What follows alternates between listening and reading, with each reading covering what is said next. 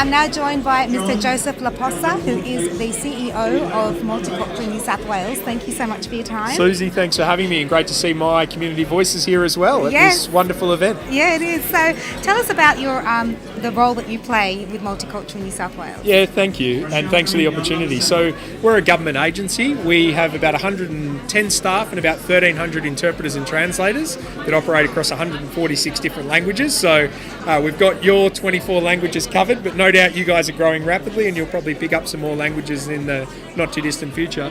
But yeah, we do everything from sort of working with the Commonwealth Government and the community on refugee settlement, right through to working on community resilience, community engagement projects. We support hundreds of festivals and events and programs every year. And yeah, it's about building social cohesion and community relations.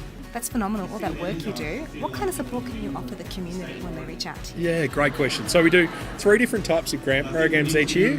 We do 2 rounds of festivals and events grants, which are about supporting our grassroots organisations with, engaging, celebrating their communities, bringing different communities together, uniting around big cultural or religious days, these sorts of things.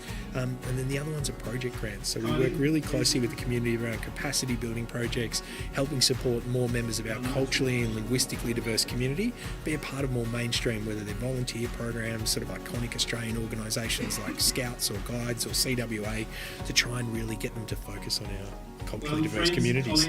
Absolutely essential. Yeah. Absolutely essential. Yeah, it's a great job. Yeah. Looking ahead, what kind of future support can you offer the community? What changes will be coming up as well? Well, I mean, after COVID, we've had almost no people migrating to Australia. So when you think about it, we're going to have 200,000 new migrants every year coming into New South Wales, and we've also got a significant increase in our refugee programs under the Commonwealth Labor government. So we need to be thinking as a state and as community, working with local councils and community voices and others around how we make these success stories, these migrant success stories, as prosperous as quickly as possible.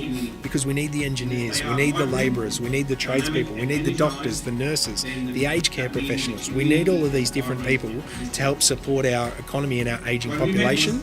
So it's not a question about should we be doing it. We must do it if we want to sustain that quality of life. So agencies like ours need to work with you, community, to make sure that's as successful as possible.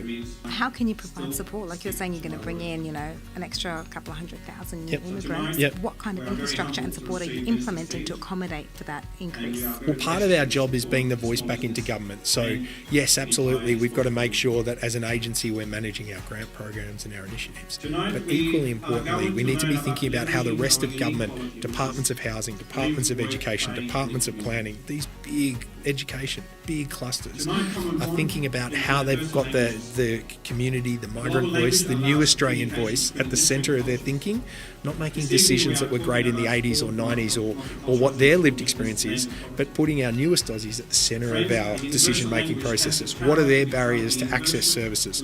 What are their barriers to understand government messaging? And how can we break down those barriers so they can get the help they need in a timely way, they can grow their skills, they can grow employment opportunities, and they can fundamentally make an economic and social contribution rather than feeling a sense of otherness for a protracted period. And my family migrated here in 1959 from Italy. It took them years and years and years to establish themselves. We can't have that luxury today. We need to help get these people in and making a contribution as quickly as possible.